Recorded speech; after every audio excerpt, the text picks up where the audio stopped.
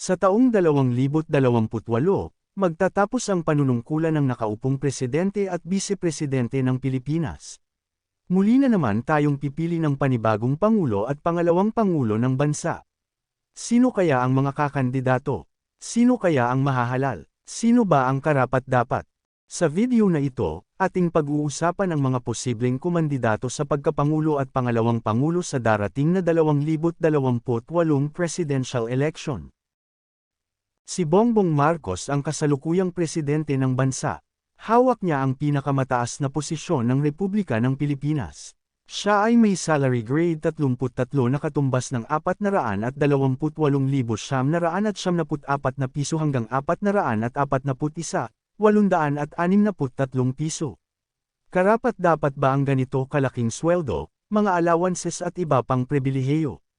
Natutumbasan ba niya ito ng maayos na pamumuno at serbisyo sa mga mamamayang Pilipino? Ano sa tingin ninyo? Si Sara Duterte naman ang kasalukuyang pangalawang pangulo ng bansa. Siya ang pangalawa sa pinakamataas na opisyal ng ating republika. Siya ay may sweldo na salary grade 32 o 339,921 piso hanggang 390,719 na piso. Nagagampanan ba niya ang mga tungkulin na inaasahan sa kanya ng mamamayang Pilipino? Sulit ba ang ibinabayad sa kanya buwan-buwan bilang Vice President? Kamakailan lamang ay umalangaw-ngaw ang mga isyu at kontrobersya kung saan kasangkot ang mga pinakamatataas na opisyal ng ating bansa. Marami sa mga Pilipino ang naguluhan, may mga tumaas ang kilay, may mga kanya-kanyang kinampihan, mayroon din mga tahimik lang at walang pakialam. Sa taong 2028, maghahalal tayo ng bagong presidente at pangalawang presidente. Sino ba ang mga kakandidato? Ayon sa Pulse Asia Survey, si Senator Grace Poe ang may pinakamataas na voter preference sa 2028 vice presidential elections kung saan siya ay nakakuha ng 35% na voters preference. Si Senator Amy Marcos ay nakakuha ng 16%, Manny Pacquiao 14%, Robin Padilla 14%, Mig Zubiri 7%, Gibo Teodoro 4%, Martin Romualdez 1%.